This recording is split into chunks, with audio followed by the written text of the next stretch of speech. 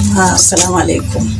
Sunana Rashida Idris, mai gabatarwa, mai kawo muku shirin lafiyarka garkuwarka.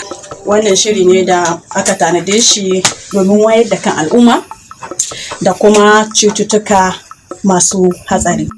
Kamar irin su cutar HIV, cuta mai karya garkuwar jiki, ko kuma tarin TB wato wanda aka fi sani da tarin fuka, ko ciwon hanta, da kuma sabuwar cuta da ta faɗo mana a duniya mai suna coronavirus.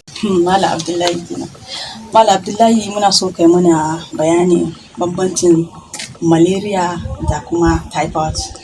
So, assalamu alaikum. Kamar yadda muke faɗa, ita malaria da typhoid suna da bambanci kuma suna kamar ɗan juma ne da ɗan jumai, ma'ana abokanai ne kuma amini. So ita malaria suna da same symptoms, misali kamar zazzabi da ciwon kai mai zafi. Shi ma kuma zazzabin typhoid zazzabi ne mai bala'in zafi wanda shi har koyar da jiki yake gaba. So shi yasa idan tashin farko kai tsaye mu ba ma ba da shawarar zarar ka ji zazzabi mai zafi kawai ka dinga ɗaura ma cikin ka maganin malaria ko typhoid. Ko da yaushe abin da muke faɗa ka je lab a yi maka test. To a je wannan maganin lab test kai tsaye as phase 8 tashin farko abin da yake nuna wannan ka kamu da malaria shine yanayin test din bakin ka da ya canza, ka dinga jin bakin ka ya ɗaci, babu test gaba da kai losing appetite, ba ma kumfa ba, ɗacin bakin shine major ai. Shi ita take kosin ka ji mutum ɗaci, duk abin da ka ci ɗaci, komai zakin abu da ka ci ka ji shi na ɗaci gaba ɗaya. Abu na farko kenan. Abu na biyu kuma fitsarin ka ya koma yellow shir da wannan. Na uku kuma irin kana amai ka ji shi da ɗaci kuma sanin yellow shir, shi ma duk symptoms da mutum ya kamu da malaria gaba ɗaya. Wani shi kuma typhoid irin ciwon kai da zazzabi ko kuma ciwon kai babu zazzabin kanka ya dinga sarawa gaba ɗaya. Kuma sanan kowane test din shi akwai bambanci gaba ɗaya.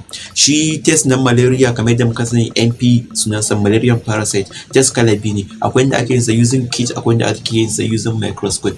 Shi yasa idan har kana son ka san actual stage ɗinka na malaria ka je a maka microscopy test da za a sa a microscope shine za ka gane malaria it is +1 +2 +3 or +4. in ta wuce +3 ta je +3 zuwa +4 wannan kasancewa kana stage ɗinka kana kan me zan ce kenan, kana kan boda. Amma in shi kuma kitsin abin da yake nuna kai zai nuna maka cewa wannan idan aka yi maka kit kan nuna cewa baka da ita, kuma aka je za ka ga kana da ita a microscopy. Yawanci a general asibiti test na malaria na kit kyauta ne, shi kuma na microscopy shine ake biyan kuɗi a asibiti. Sannan kuma test na malaria shi kuma shi muke kira mai Widal test gaba ɗaya. Shi kuma test ne yake tambayin da yake counting ɗinsa gaba ɗaya tun daga farkon kamuwar ta yaya take karfinta a jikinka har zuwa ƙarshen ta gaba ɗaya. So ita kuma test ɗinta shi ma ba kowane yake iya juran test ɗin, so test ɗinta ya fi na malaria wahala. To a takaice kamar yadda muka faɗa, duk wani abu da zaka je a jikinka kawai ka je a maka lab test. So da ita typhoid yanda malaria ko kuma malaria tana kisa gaskiya. In ta je irin +3 ɗin nan ko +4 kamar yadda a baya na ce ai kana kan boda da a +3, to in dai ba a yi wasa ba tana karawa ta je +4 to an san magana, wannan mutum gaskiya bai fiya rayuwa gaba ɗaya.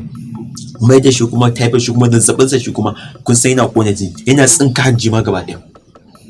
Zazzabinsa ciwon typhoid gaba ɗaya yana tsinka hanji, zazzabinsa kuma yana konar da jinin mutum gaba ɗaya, ka zo mutum ya zo a ta ɗora masa ne wanda idan ba dama tun farko an san typhoid ɗin da sai a ɗauka wani abu ne wata cuta ce daban wanda ya samu da ita.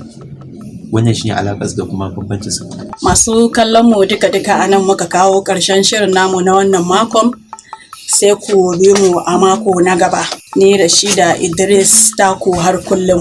Assalamu alaikum.